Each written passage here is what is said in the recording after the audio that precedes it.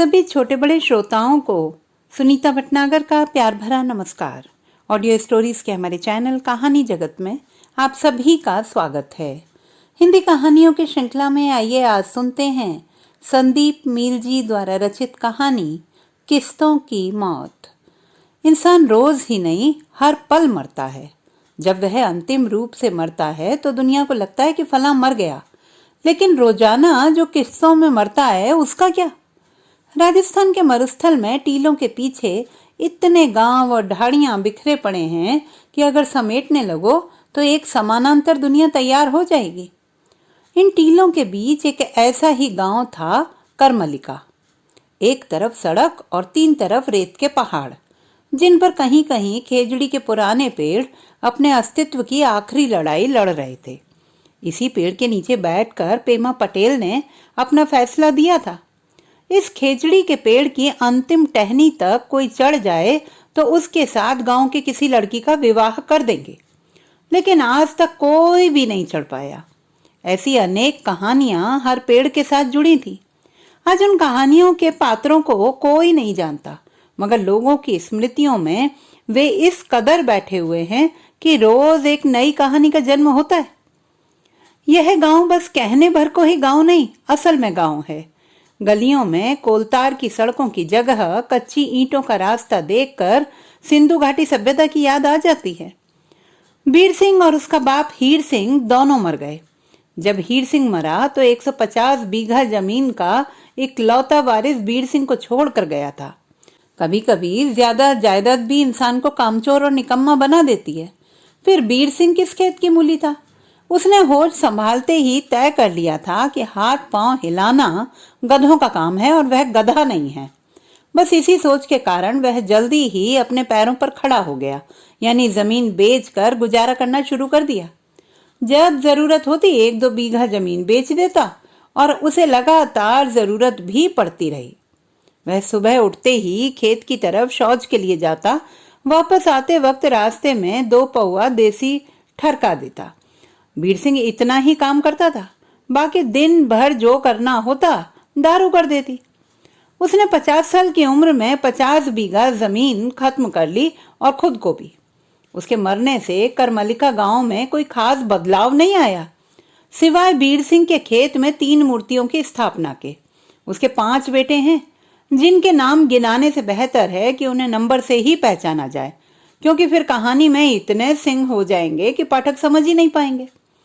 1 number बड़े वाला, 2 number उससे छोटे वाला, बाकी भी इसी क्रम में।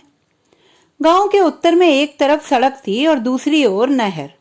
इन दोनों के बीच वह खेत था जिसे बीर सिंह अपनी तमाम कोशिशों के बाद भी बेच नहीं पाया, और उसी में उसके बेटों ने 3 मूर्तियां बना दी। एक मूर्ति हीर सिंह की, दूसरी बीर सिंह की और तीसरा खाली चबूतरा। पास जाने पर पता चलता है कि मूर्तियां सफेद संगमरमर की बनी हुई हैं। 2 चबूतरों पर 2 मर्द मूछों पर ताव दे रहे हैं और तीसरा फकत चबूतरा। इस खाली चबूतरे को देखकर उचित का दिमाग चकरा गया था कि ये क्या। वह 22 साल का नौजवान था, लेकिन अजीब आदतों का धनी, फितरत से घुमक्कड़, खाली जेब, न कमाने की फिक्र और न ही कुछ खोने का डर। नतीजा यह था कि कब किसके यहाँ टपक जाए तय नहीं था। स्टेशन पर पहुंचकर फोन करेगा कि मैं तेरे शहर में आ गया, लेने आ जा। ऐसे ही इस गांव का भी नंबर आ गया, लेकिन उस खाली चबूतरे को देखकर तो उसका दिमाग चकरा गया कि यह क्या। जब नजदीक गया तो तीनों चबूतरों पर कुछ लिखा हुआ था। एक पर हीर सिंह की जन्मतिथि और मौत की तारीख, दूसरे पर बीर सिंह की जन्मतिथि और मौत की तारीख। मूर्ति को देखकर कहीं से भी जाहिर नहीं होता था कि बीर सिंह दारू पीकर मरा है। पत्थर कितना कुछ छुपा लेते हैं और कितनी चीजें बयां भी कर देते हैं।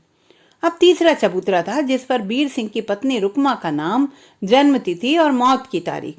यह क्या, बीर सिंह और रुकमा की मौत की तारीख एक ही? क्या दोनों एक ही दिन में मरे थे? अगर ऐसा था तो रुकमा की मूर्ति कहाँ है? मूर्ति नहीं रखनी थी तो चबूतरा क्यों बनवाया? ऐसे कई सवालों ने उचित को घेर लिया। झोले में से पानी की बोतल निकालकर उसने पानी पिया और सोचा एक फोटो ले लूं। ख्याल आया कि अभी असली कहानी तो जान ले। कैमरा वापस झोले में रखा और आकर नहर के किनारे बैठ गया। शाम ढल रही थी, लोग खेतों से लौट रहे थे। उचित के दिमाग में वे अनसुलझे सवालात मोम की तरह जमे थे, जिन्हें एक आंच की जरूरत थी कि पिघलाकर बहा सके। रास्ते से ऊंट गाड़ियों का रेला आ रहा था, जिन पर बैठे रंग बिरंगे कपड़े पहने स्त्री पुरुष इंद्रधनुष बनाते पसीने की बू बिखेर रहे थे। 1 2 3 लंबी लाइन थी। लाइन के आखिर वाली ऊंट गाड़ी जब नहर के ऊपर पुल से गुजरी तो उचित उसके ही पीछे हो लिया। ये सब किसान थे जो खेतों से लौट रहे थे। उसे यह रस भरी जिंदगी पसंद थी जो रात भर सींचे रस को सुबह खेत में बिखेरती हो और दिन भर इकट्ठी रस की उष्मा शाम को अपने घर लाती हो। धरती और किसान एक दूजे के लिए। बीर सिंह की हवेली गांव के मुख्य चौक में पूर्व की तरफ थी। हवेली इतनी बड़ी थी कि 5 बेटों के लिए पर्याप्त। 5 उसी में रहते थे। रहते क्या थे, वह एक तरह से अखाड़ा थी जिसमें आए दिन कोई ना कोई दंगल चलता रहता था। गांव वालों के लिए यह एक स्थायी मनोरंजन का साधन था। जिनकी छत पास में थी वे बालकनी का लुत्फ उठाते थे, बाकी दीवारों पर टंगकर काम चलाते। उचित कुछ दिन यहीं रुकने की ठान चुका था। रहने के लिए उसके गांव का वह पोस्टमैन था ही। बजरंग पोस्ट ऑफिस के पास एक किराए के कमरे में रहा करता था, जिसमें उचित भी 2 दिन से रह रहा है और अब तो यह भी तय हो गया कि वह आगे 7 महीने यहीं रहेगा। यह खुद उसने तय किया था, पूरे होशो हवास में। पोस्टमैन के कमरे में एक चारपाई थी, किसी से उधार ली हुई। कुछ खाने पीने के बर्तन थे। उचित के हिसाब से काम भर का सामान था। चीजें सब अस्त व्यस्त थी, जैसे आम कुंवारों के कमरे में होती हैं। उस कमरे की एक खूबी उसके बहुत काम आई कि पीछे एक खिड़की थी जो बीर सिंह की हवेली के पिछवाड़े की तरफ खुलती थी। यानी वह अखाड़ा तो नहीं, लेकिन नैपथ्य देख सकता था। उसके लिए नैपथ्य ही जरूरी था। वह वहीं से बीर सिंह की पत्नी रुकमा के हर क्रियाकलाप को देख सकता था। 5 बेटों ने मिलकर पीछे पशुओं को बांधने की जगह रुकमा के रहने की व्यवस्था कर दी थी। व्यवस्था क्या थी? 6 ईंटों से एक चूल्हा बना दिया था, एक टूटी हुई चारपाई और ढक्कन वाले पीपे में आटा, नमक और मिर्च। एक तवा और चिमटा भी रुकमा को नसीब हुआ। हाँ, एक चीज और थी, मूर्ति।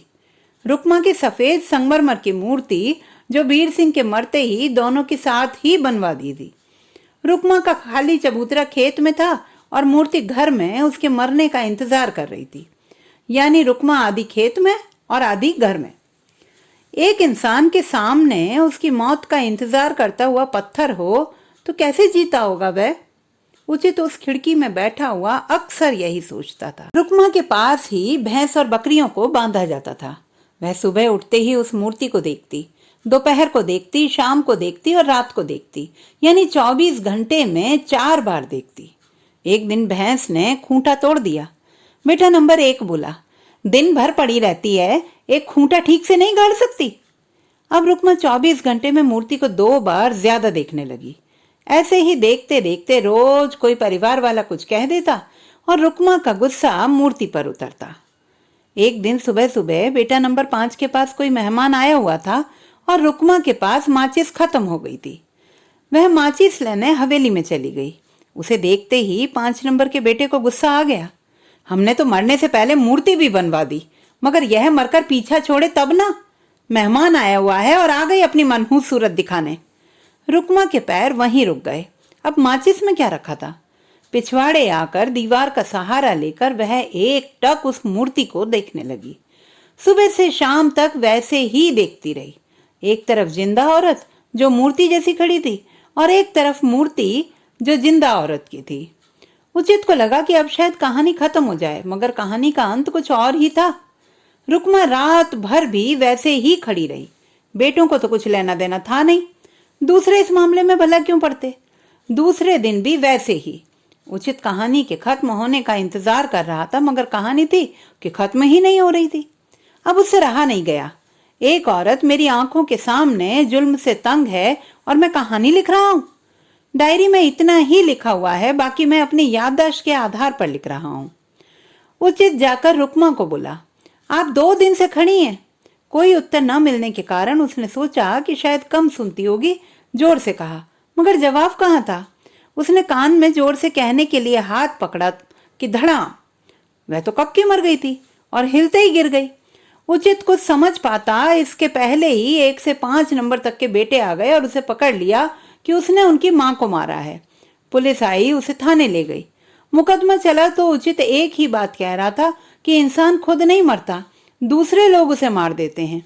जज जो भी सवाल पूछता जवाब यही था। मैंने भी उचित की बात को समझाने के लिए यह कहानी लिखी, मगर जज साहब बोले, कानून किस्से कहानियों को नहीं मानता, सबूत मांगता है। डाकिया कहां से सबूत लाता?